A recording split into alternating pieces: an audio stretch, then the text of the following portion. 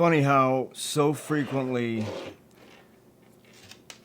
just as things seem to be perfected, boredom kicks in.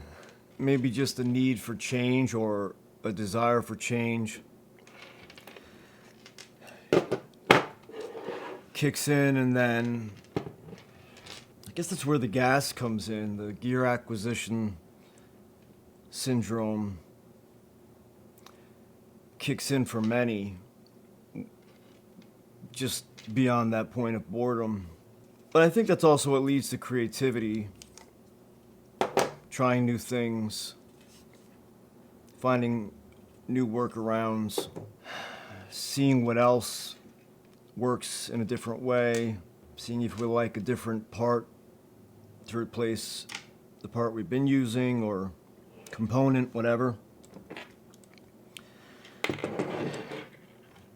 But that stage of boredom kicks in for me pretty early, having ADHD, but also suffering with a brain injury. And I don't know how much of it is the ADHD versus how much of it is the brain injury, but I've made plenty of videos on the perfect run and gun, Sigma FP, cinema rig, run and gun rig, handheld rig, whatever you want to call it. And I've configured it and reconfigured it, configured it around Sigma FP batteries, NPF batteries, V-mount batteries, had 5 different iterations of sleds. I mean, you name it. But I feel like I constantly get to a point where I want to see if I can up the ante more for myself, more for like functionality. And the reality is,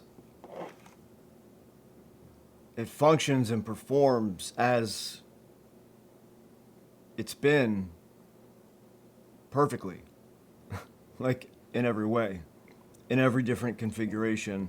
All right, well, I did have to take a quick break there. It is getting a little chilly here, and rather than crank up the heat, as the guy who pays the bills, just put on another layer.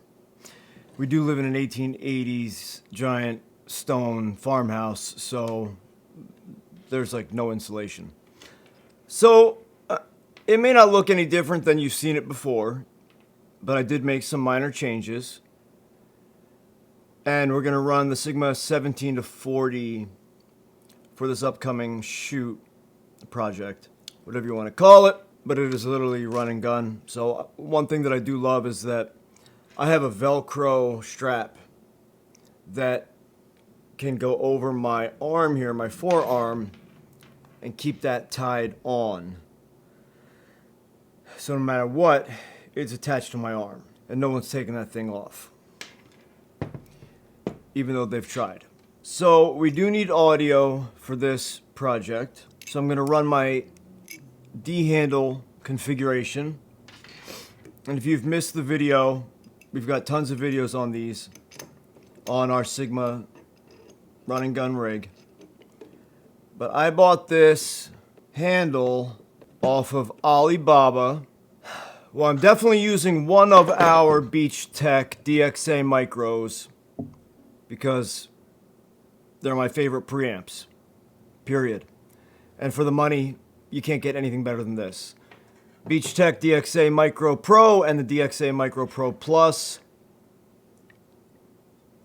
For the money, these preamps, which are enclosed in die cast rather than plastic,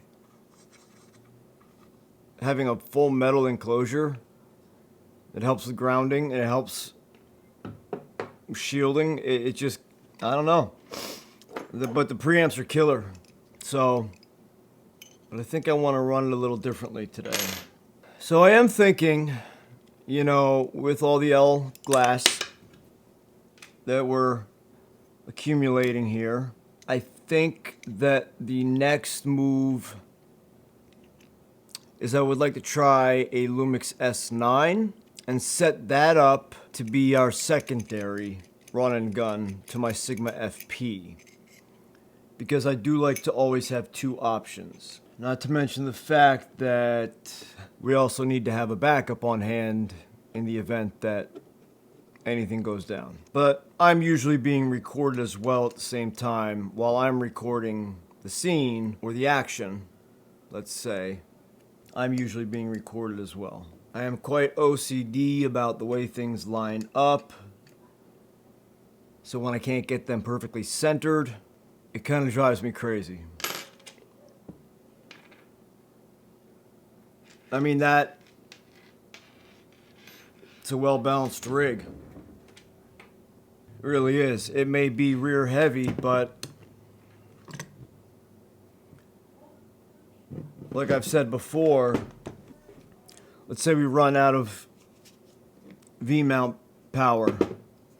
We can very quickly and effortlessly just go from V-mount to NPF.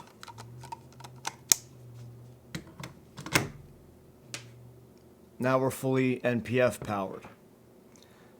Although I do want to run my monitor off D-taps.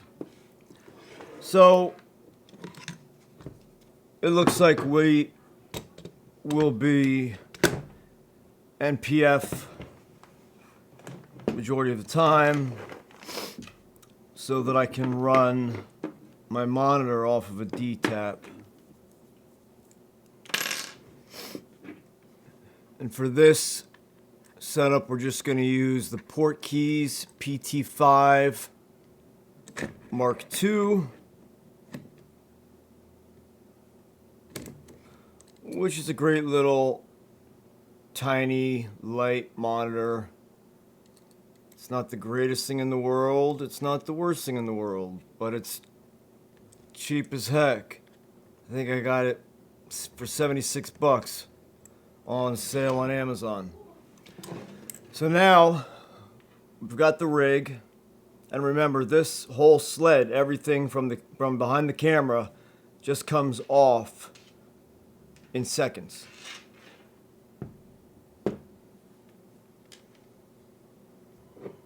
Now for audio,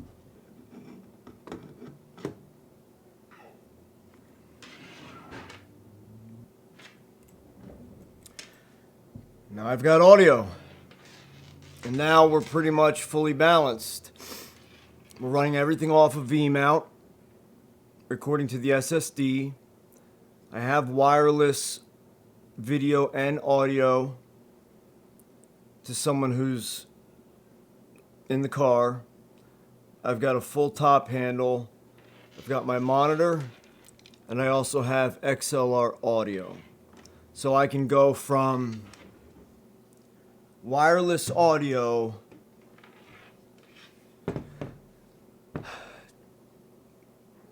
to get to where we have to end up already having XLR audio set up.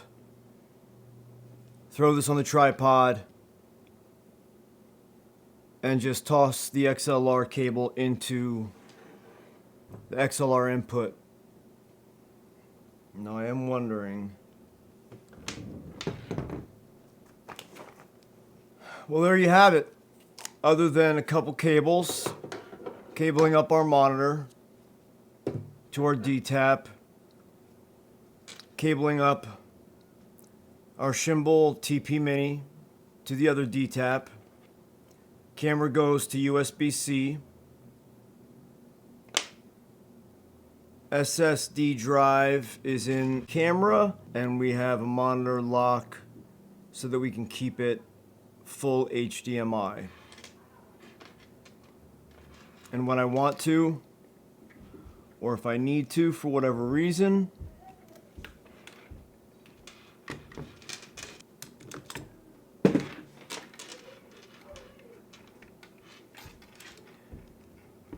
this entire sled just pops off once we're on a tripod. I usually keep a V-mount, like on the tripod we're using now. I have a V-mount that is clamped to the sidearm.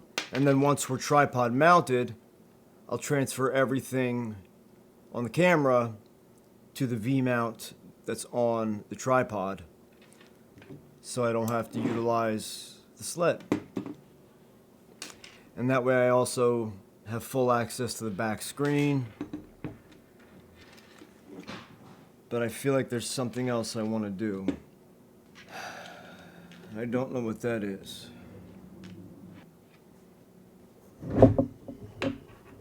And guys, when you pick out your HDMI cables, say on Amazon, you can make sure you can look at the angles, the right or left angles, and you can see which direction the cable actually goes in to the port in. So this way I have, let's just say I bought the wrong one. Well, then I'd be running into the port and my cable would be coming up on top of the monitor, which, you know, if I wanted to do that to, like, let's say run the cable on top of the monitor, I could do that. But instead, I have my right angle of my full HDMI cord facing downward, or rather than use the Condor Blue, I also have just an Amazon special 8K, and these have been totally reliable. No problems whatsoever with them. None of them have ever failed. I think this is what I did last time.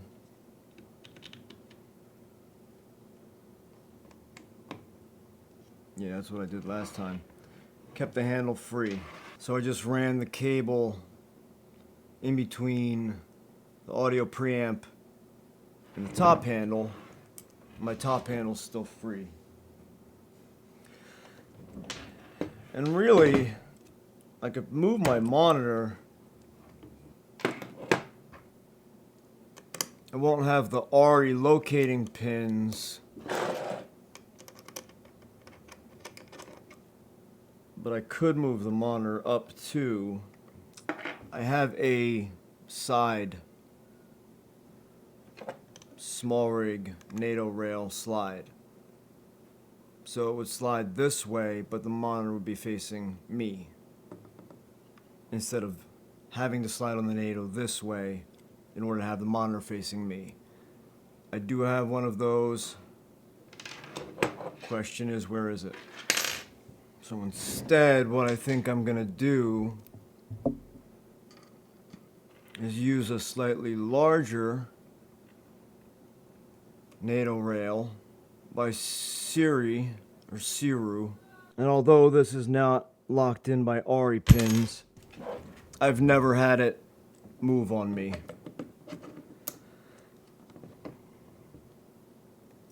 And that locks in just fine and gives me a little more space back here to wrap my thumb and grab a full hand on it. Plus, once my volume is set, I'll have the dummy battery here. I could probably go to that angle comfortably, and that's fine. I think that works the best.